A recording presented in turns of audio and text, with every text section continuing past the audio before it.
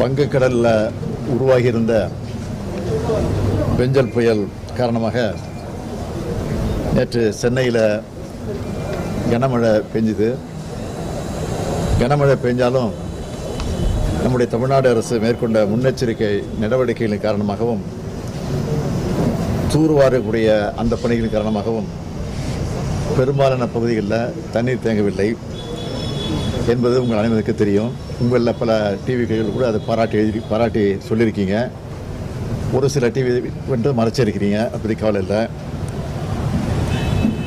வடசென்னை பகுதியில் மழைநீரை அகற்றுவதற்கு ராட்சச மின் மோட்டார்கள் பயன்படுத்தப்பட்டு மழைநீர் அகற்றப்பட்டிருக்கு. தொடர்ந்து அந்த பணி நடந்துகிட்டு இருக்கு. சில இடங்களில் மழைநீர் தேங்கக்கூடிய இடங்களில் அதனை வெளியேற்றக்கூடிய வகையில் பல்வேறு திறன் கொண்ட 1686 மோட்டார் பம்புகள் எப்பொழுதும் தயார் நிலையில் இருக்கிறது. தேங்கிய இடங்களில் உடனுக்குடன் தண்ணீர் வெளியேற்றப்படுகிறது. சென்னையில் இருக்கக்கூடிய 22 சுரங்கப்பாதைகளில் 21 சுரங்கப்பாதைகளில் போக்குவரத்து சீராக அமைஞ்சிருக்கு. தொடர்ந்து போக்குவரத்து நடந்துக்கிட்டு இருக்கு. கணேசபுரம் சுரங்கப்பாதைகளை பொறுத்த வரைக்கும் அது ரயில்வே மேம்பால பணி நடந்துகிட்டு இருக்கிற காரணத்தினால போக்குவரத்து நிறுத்தி வைக்கப்பட்டிருக்கு. சென்னையில் 32 முகாம்கள் அமைக்கப்பட்டு அந்த முகாம்கள் மூலமாக 1018 நபர்கள் அதில் தங்க வைக்கப்பட்டு அவர்களுக்கு தேவையான உணவு, குடிநீர் உள்ளிட்ட அடிப்படை வசதிகள்லாம் செய்து கொடுக்கப்பட்டிருக்கு. பொதுமக்களுக்கு இன்று வரை 9,10,000 உணவு பட்டலங்கள் வழங்கப்பட்டிருக்கிறது.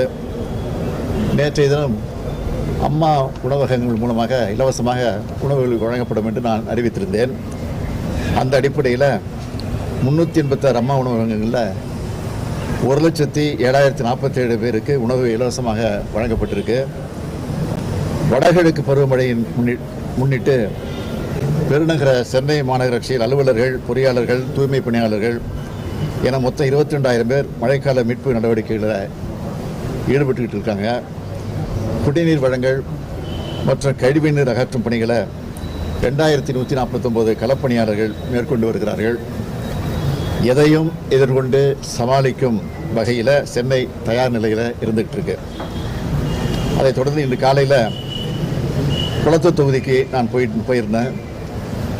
கடந்த காலங்களில் தண்ணீர் நிற்கக்கூடிய பகுதிகளில் எங்கும் இப்போ தண்ணீர் தேங்கலை. இதை மக்களே மகிழ்ச்சியாக தெரிவித்தாங்க. ஒரு சில ஊடகங்களை தவிர்த்து பல்வேறு ஊடகங்களில் சென்னை மக்கள் அதை பாராட்டி இருக்கிறாங்க. அதுக்காக நம்ம அவங்களுக்கு நன்றியை தெரிவிச்சுக்கிறேன். மாநிலத்தின் மற்ற மாவட்டங்களின் நிலையை நேற்று முதல் இன்று வரை நம்முடைய தலைமைச் செயலாளர் மூலமும் அந்தந்த மாவட்ட அமைச்சர்கள், மாவட்ட ஆட்சியர்கள் மூலமாக, தொலைபேசி மூலமாக நான் தொடர்ந்து கேட்டுக்கிட்டு இருக்கிறேன். அந்த வகையில் விழுப்புரம் மாவட்டத்தை பொறுத்த வரைக்கும் இதுவரைக்கும் வரலாறு காணாத வகையில் மழை அங்கே பதிவாகியிருக்கு. அந்த மாவட்டத்தை பொறுத்த வரைக்கும் அதனுடைய நிலைமையை தொடர்ந்து நாங்கள் கண்காணிச்சுக்கிட்டு இருக்கிறோம். குறிப்பாக கடந்த 24 மணி நேரத்தில் விழுப்புரம் மாவட்டத்தில் மயிலம் பகுதியில் 49 சென்டிமீட்டரும், நெம்மேலி பகுதியில் 46 சென்டிமீட்டரும், வானூர் பகுதியில் 41 சென்டிமீட்டர் என பல பகுதியில் அதிகமாக மழை பெஞ்சு பதிவாகியிருக்கு. விழுப்புரம் மாவட்டத்தை பொறுத்த வரைக்கும் மீட்பு மற்றும் நிவாரணப் பணிகளை துரிதப்படுத்துவதற்காக அந்த மாவட்ட அமைச்சரான பொன்முடி அவர்களோடு இணைந்து செயல்படுவதற்கு மாண்புமிகு போக்குவரத்துறை அமைச்சர் SS சிவசங்கர் அவர்களையும் மாண்புமிகு மின்சாரத்துறை அமைச்சர் செந்தில் பாலாஜி அவர்களையும் நான் அனுப்பி வச்சிருக்கிறேன். அதேபோல் அமைச்சர்கள் MRK பன்னீர்செல்வம் மற்றும் கணேசன் அவர்களும் கடலூர் மாவட்டத்தில் மீட்பு மற்றும் நிவாரணப் பணிகளை அங்கே ஈடுபட்டு அந்த பணிகளை அவங்க செஞ்சுக்கிட்டு இருக்கிறாங்க.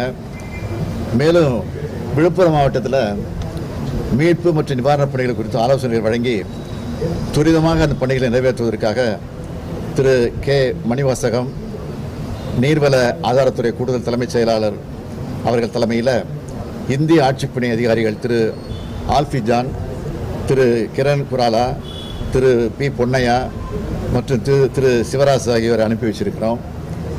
ஏற்கனவே அந்த மாவட்டத்தை பொறுத்த வரைக்கும் கண்காணிப்பு அலுவலர் திரு SJ சீரு அவர்கள் 3 நாட்களாக அங்கே தான் விழுப்புரத்தை தங்கி அந்த பணிகள்லாம் மேற்கொண்டிருக்கிறாரு.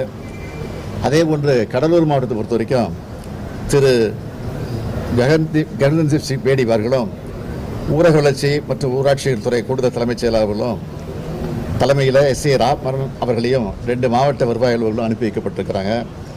மேலும் விழுப்புரம் மற்றும் கடலூர் மாவட்டங்களில் ஏற்பட்டிருக்கக்கூடிய பாதிப்புகளை பார்வையிட்டு நிவாரணப் பணியை துரிதப்படுத்துவதற்காக மாண்புமிகு துணை முதலமைச்சர் திரு உதயநிதி ஸ்டாலின் அவர்களையும் நான் அனுப்பி வச்சிருக்கிறேன். விழுப்புரம் மாவட்டத்தில் மீட்பு பணிகள் மேற்கொண்டு தமிழ்நாடு பேரிடர் மீட்பு படை மற்றும் தேசிய பேரிடர் மீட்பு படையை சார்ந்த 12 குழுக்கள் அங்கே விரைந்திருக்கு. விழுப்புரம் மாவட்டத்தில் துப்புரவு பணிகளை மேற்கொள்ள பிற மாவட்டங்களிலிருந்து தூய்மை பணியாளர்கள் வரவழைக்கப்பட்டு அவர்களும் அதில் ஈடுபட இருக்கிறார்கள். இன்று காலை நிலவரப்படி விழுப்புரம் மற்றும் கடலூர் மாவட்டங்களில் 26 முகாம்களில் 1373 நபர்கள் தங்க வைக்கப்பட்டிருக்கிறாங்க. விழுப்புரம் மற்றும் கடலூர் மாவட்டங்களை தொடர்ந்து கண்காணிக்கப்பட்டு வருவதோடு மட்டும் இல்லாமல் மீட்பு மற்றும் நிவாரணப் பணிகளை தீவிரப்படுத்தப்பட்டிருக்கிறார்கள். இந்த புயலின் காரணமாக தமிழ்நாட்டில் குறிப்பாக விழுப்புரம், கடலூர், செங்கல்பட்டு ஆகிய மாவட்டங்களில் ஏற்பட்டிருக்கக்கூடிய பாதிப்புகளை சீரமைப்பதற்காகவும் பாதிப்புக்கு உள்ளாகி இருக்கக்கூடிய மக்களுக்கு நிவாரணம் வழங்குவதற்காகவும் தேவையான நிதி வழங்கிடவும் பாதிப்புகளை பார்வையிட மத்திய குழுவை இணைப்பு வைத்திட வேண்டும் என்று ஒன்றிய அரசை கேட்டுக்கொள்ள இருக்கிறோம். இன்று திருவண்ணாமலை மற்றும் கள்ளக்குறிச்சி மாவட்டங்களிலும் மழை அதிகளவு இருக்கும் என்று எதிர்பார்க்கப்படுகிறது. எனவே அந்த மாவட்ட அலுவலர்களும் தயார் நிலையில் இருக்க அறிவுறுத்தி இருக்கிறோம் என்பதை தெரிவித்துக் கொள்கிறேன். சென்னையை பொறுத்த வரைக்கும் ஏற்கனவே நம்ம தமிழக அரசு வந்து 3 WRலேருந்து 3 கனலை கொடுத்துருந்தோம். ஓட்டியர் கனல் இவங்களாம் கூறுவாங்க. இன்னுமே பி கனலை கொடுத்தா நல்லா இருக்கும். ஏன்னா இந்த பக்கம் இவங்க கிட்ட கொடுத்தீங்கன்னா அதாவது சென்னை கார்பரேஷன் லிமிட்டுக்குள்ள வரும்போது இவங்க ஒட்டுமொத்தமாக வேலை செய்யறதுக்கு கொஞ்சம் இன்ட்ரெஸ்டாக இருக்கும். ஏன்னா நீங்கள் அதை கொண்டு பரவாயில்ல. இன்னொரு விஷயத்தில் ஒரு பதிவு பண்ணுறோம். உண்மையாலுமே நேற்றுலாம் எந்த மின்தடையும் இல்லை. குறிப்பாக நல்லாவே ஒர்க் பண்ணாங்க. கார்பரேஷன் முதற்கொண்டு அனைத்து துறையும் நல்லாவே வேலை பார்த்தாங்க. அவங்களுக்கும் நன்றியை பாராட்டுகளையும் இந்த பதிவு பண்ணிக்கிறோம். நன்றி நன்றி. மத்திய அரசு கிட்ட கூடுதலா தமிழக அரசு என்ன எதிர்பார்க்கிறோம்? தேசிய பேரிடர் மீட்பு குழு வரணும்னு எதிர்பார்க்கிறோமா? என்ன நிலவரம்? மழை இன்னும் பல மாவட்டங்களில் தொடர்ந்து பெஞ்சிக்கிட்டு இருக்கு. இன்னும் நிற்கல, முழுமையாக நிற்கல. எனவே ஓரளவு மழை குறைஞ்ச பின் தான் பாதிக்கப்பட்ட மக்களுக்குரிய நிவாரணம் வழங்கணும். அதே மாதிரி பயிர் சேதத்தை பொறுத்த வரைக்கும் மழை நீர் வடிந்தவுடன் முறையாக கணக்கெடுப்பு நடத்தணும். இதெல்லாம் இந்த இழப்பீடு தொகை எப்படி வழங்குறதுங்கிறத அப்போ தான் முடிவு பண்ண முடியும். நாளை தினம் சம்மந்தப்பட்ட அதிகாரிகளோடு நாங்கள் ஒரு கூட்டம் நடத்த இருக்கிறோம். இது தலைமை செயலகத்தில் அதில் கலந்து பேசி முடிவெடுத்து அதற்கு பிறகு மத்திய அரசுக்கு இது குறித்து விளக்கமாக நாங்கள் கடிதம் எழுதுவோம். காணொலி காட்சி மூலமா அவங்களோட பேசிட்டு இருந்தீங்க மற்ற அதிகாரிகளோட. நீங்க ஏதாவது விழுப்புரமோ அல்லது பக்கத்தில் போகக்கூடிய வாய்ப்பு இருக்கு? ஏன்னா இன்னும் கரையை கடக்கல அப்படின்னு சொல்லக்கூடிய சூழல்ல எந்த மாதிரி பாதிப்பு வரும்னு அவங்க சொல்லியிருக்காங்க. நம்ம என்ன தயார் நிலையில் இருக்கிறோம்? அமைச்சர்கள் சென்றிருக்கிறார்கள். அதிகாரிகள் மூத்த அதிகாரிகள்லாம் அனுப்பிச்சி வச்சிருக்கிறோம். ஏற்கனவே அந்த மாவட்டத்தில் அனுபவம் உள்ள கலெக்டர் அதிகாரிகளோடு அனுப்பிச்சி வச்சிருக்கிறோம். தேவைப்பட்டால் முதலமைச்சராக இருக்கக்கூடிய நானும் செல்வேன். ஏற்கனவே கோரிய நிதி மத்திய அரசு பல்வேறு நிதிகள் நமக்கு முழுசா வரலன்ற ஒரு குற்றச்சாட்டு. இந்த சூழ்நிலை இப்ப கூடுதல் நிதி கேட்பது அவங்க அதை எப்படி பார்ப்பாங்க? முழுமையா நிதி வரும் நம்ம நம்புறோமா சார் தமிழக அரசு? நீங்கள் நல்லதே நினைங்களே, ஏன் கெட்டதை நினைக்கிறீங்க? நல்லதே நினைப்போம். அப்படிதான் நினைச்சு போனதே அனுப்பிச்சோம், வரல.